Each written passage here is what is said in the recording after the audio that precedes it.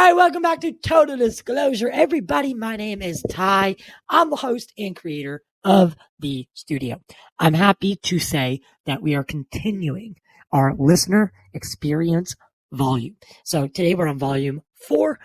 We have Jeffrey Kollnott. Pardon me if I mispronounced that. I actually probably should have asked first. But we have Jeffrey today. He's going to tell us his experience. I'm super excited to hear it. But, we have to do the house cleaning, right?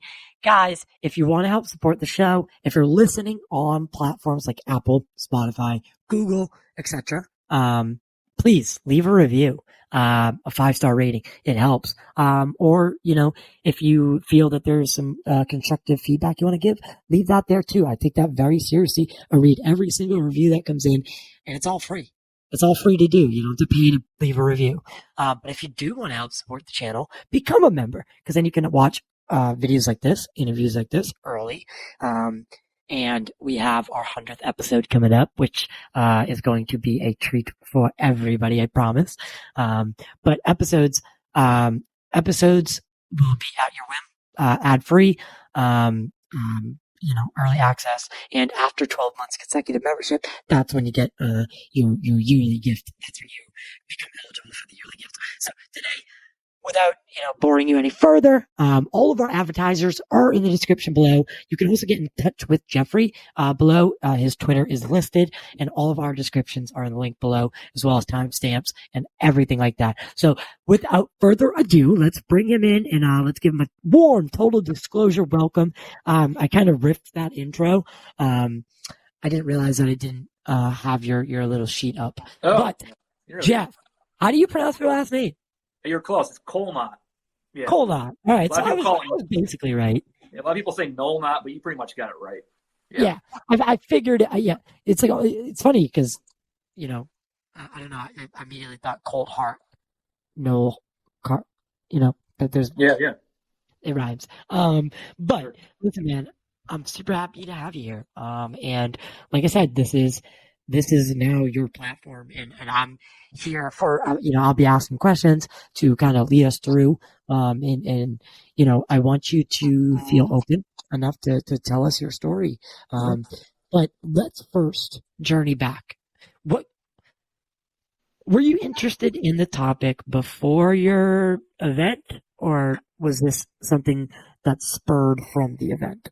I had my first event was in 2018. And it planted the seed in my head. But it wasn't until a year or two later when I started watching, I think David Fravor was on either Lex Friedman or Joe Rogan. And then it was at that point that, okay, there's something to this. But there was an event in 2018 that kind of happened to me on accident, really. I was in the right place at the right time. I was living in Wisconsin briefly. And had a set of roommates I was living with, and they had a kind of semi-regular poltergeist haunting activities going on. And whenever a change would happen, the activity would stir up. And me moving in caused the activity to stir up because something different is going on here. And there was things like this happened before I was there, but it happened more while I was there. There was things like knocks on the front door, then a second later you go up, open it, there's no one there. There was doppelganger activity. There was a person that lived there that was in the bedroom. A friend of hers saw her walking up the staircase, but it wasn't actually her. It was like an avatar. So these are mainly paranormal. Yeah, at first. But again, I'd say that I think it's one and the same. I do. I think there's a connection between the two. But these are mainly what you're describing are mainly what we would consider paranormal events.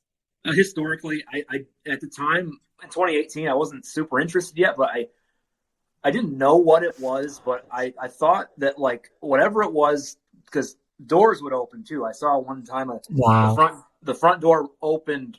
There was no wind, that was latched, everything locked, shot 4 feet open, wide open, the dogs would go berserk. And whatever it was at that point, I knew something has to be have a physical presence, or at least an amount of force to interact with objects in this dimension. And so that was like my precursor, my first one. And then we can go on from there and kind of talk about how I started seeking it out myself, if you want. If that's cool. Yeah, absolutely. And then and so talk to me about okay. So you clearly have some. I wouldn't say the phenomena is attached to you at this point. Like it's not like it's following you around. It's No. you happen to be in the right spot at the right time. You put it perfectly. But that kind of changed. If I'm not, and it changes in all of like I think once we start having our events, like something in us changes. Like maybe like our DNA or cerebral cortex. I don't know what it is. Something changes in us because now we're like, it's like we're that much more sensitive to seeing it more frequently, right? And that's when you like catch the bug. Yeah, I don't know if you've, a lot of people probably have, but follow Chris Bledsoe's story. Yeah, he's going to be a guest on the show. Oh, awesome. Yeah, he's going to be a guest on the show. I've been talking to him on Facebook quite a bit. Oh, cool. Well, he had mentioned, if you read his book or what you would know about him, but he had a lot of really tough things in his life. Can I cut in for a sec? Yeah. Do you know if Chris Bledsoe was in the time of antiquity, he would have been considered a saint with what is happening to him? Oh, yeah, definitely. Yeah. You think about it, all the saints, right? Like people that like we named saints, right? Where they had some sort of connection to the whatever, right? And oftentimes, orbs would be involved and stuff. Literally, like I told Chris, I'm like, you would be a saint. Like it'd be Saint Christopher Bledsoe. That's what you'd be. Like if this was a different time period, like that's crazy to think about, and that's clearly why, like the CIA and NSA, every three-letter agency wanted to talk to this guy. Oh, for sure. And you mentioned a change, and for me, that was there was a real tough loss in my family, and I was kind of getting interested in this stuff simultaneously. But when that happened, I just got pulled towards this stuff even more. And so when Chris is right when he talks about, I mean, I can't, at least in my case, when a lot of tough, adverse experiences can bring this into a person's life, I think anyway. But yeah, I can go on from there if you want to hear. Yeah, I want to hear your story, man. So lead us down the path. So basically, what we're so it looks, and now I just want to say this, that you're a West Michigan native who has dedicated most of your life to music. In recent years, you become intensely interested in the UAP phenomenon, and more specifically, how it relates to paranormal activity in general. Now, that's something I'm passionate about as well. And you have gone searching for the phenomenon and successfully found it. Now, I don't think you found it. I think it found you. Yeah, I think it might have been the other way around, but we'll get to that. Yeah. And I know you base some of your conclusions on the works and testimonies of, Ryan Musgrave, there are others, Charles Hall, Chris Bledsoe, John Neal, if I remember it correctly. So I want to hear about all of it and what your, the first experience, how that led you to searching out the phenomenon, and I'm assuming trying like things like CD5.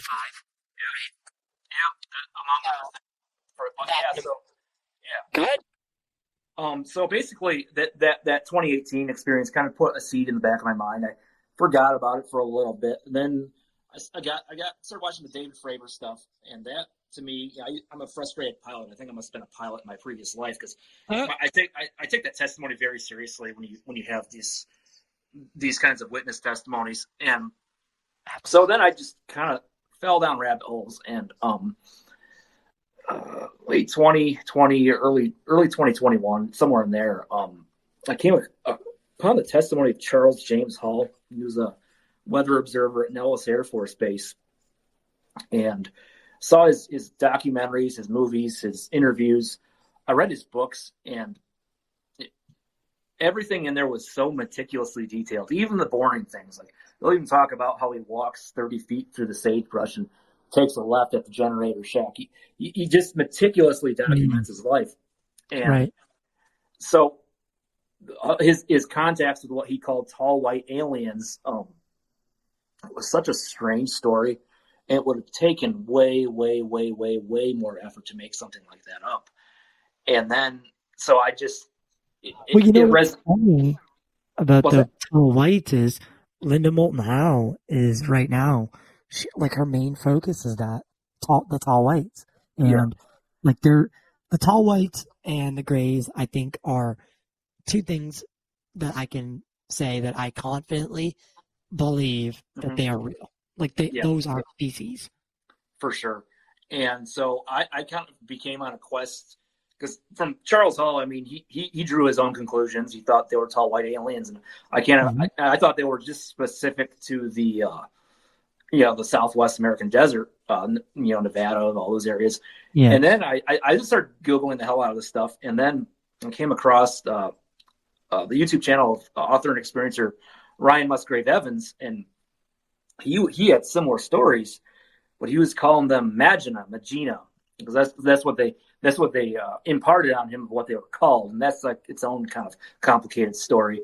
But he was kind of in the boat, or is in the boat, of Mac Toney's that said these are essentially a variant of Homo sapiens, an interdimensional evolutionary descendant, if you will, and have been here for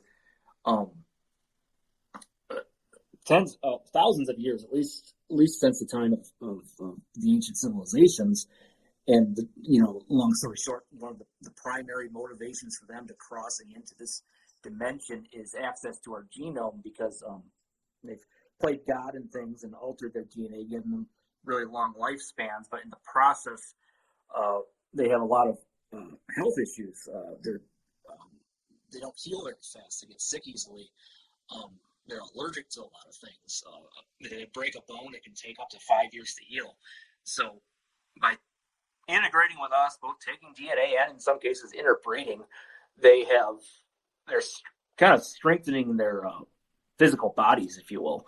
So it's kind of a symbiotic relationship in some sense, that they kind of protect the Earth from asteroids and certain like cosmic rays and things like that. And we provide genetic material to kind of help them out. And that's kind of, that's my, like I said, that's not confirmed, but that's kind of where I'm leading on it. And basically, long story short, is going on rabbit holes, but I had learned that these people, these tall whites, cryptoterrestrials, if you will, are associated with a lot of paranormal activity, like stuff you see at Skinwalker Ranch, other hot spots, or shadow figures, people with dark red eyes, or dark suits, black figures with red eyes, footsteps in the house, something acting like as a cloaking device, voices in the house. And I'm actually, I believe that after we pass away, consciousness does continue, and I think that has a role. But I think a lot of this stuff is kind of more techie suit related. Right. Sorry, did you? I think I'm gonna have to timestamp that. Yeah, bro. My phone started. But can you repeat what you just last said? Oh, I think a lot of not all, but a lot of say ghost-y type or paranormal things are beings with tech suits with cloaking devices that have a lot of these fancy capabilities, levitation, cloaking, telepathy, also intangibility, to be able to shift the molecular structure, atomic structure, so they can shift through solid objects. You hear a lot of stories about things moving through solid objects. Earl Grey Anderson, who is part of the experiencer resource team for Move On, his experience